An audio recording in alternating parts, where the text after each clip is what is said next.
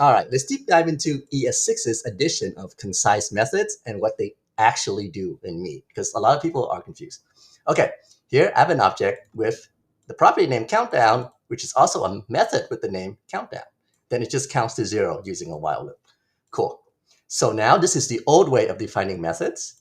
In ES6, concise method says, hey, you don't need any of this. Just give me the name.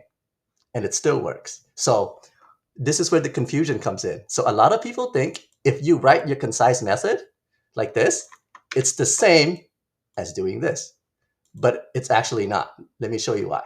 So now instead of counting down using a while loop, we're going to use recursive functions. And then you're going to see why concise methods cannot work like that. So let's do a guard clause first. So if num is less than 0, let's console.log, done. And then let's just return. Now, if it's not 0, let's console.log the number, and then we're going to recursively call this function. So we're going to return countdown num minus 1. Okay, you see on the right that the old way of writing methods is working. What happens if we try the new way? You see that it's not working, but let's take a look.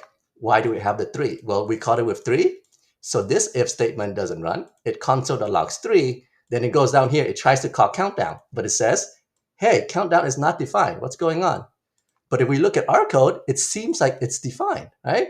Because the name is right here and the function names are here.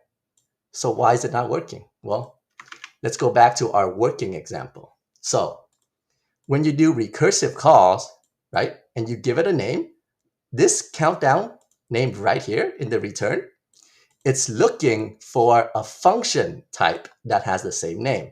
Now, right here, our function has the same name, so it works, right? But when we do it the concise way, what actually happens is that internally, they wrote the function like this. So they gave it the same property name, but they didn't give it a function name. It's an anonymous function linked to the property name of countdown, right? So down here, when it tries to call countdown, it cannot find the function name, right? And then this is a property name, it's a string. So that doesn't even work, okay? So that's why you're getting a reference error. Remember, we put this back, it's gonna see, oh, okay, this function is actually named countdown. So I'm gonna call it recursively. What happens if we still wanna use concise methods? Well, instead of return countdown, we can do return this dot countdown. So why does this dot countdown work? Well, since countdown itself is inside of my object, this refers to my obj. This dot countdown, when you use the dot notation, JavaScript always looks for what? Property names. Okay? So the property name is countdown.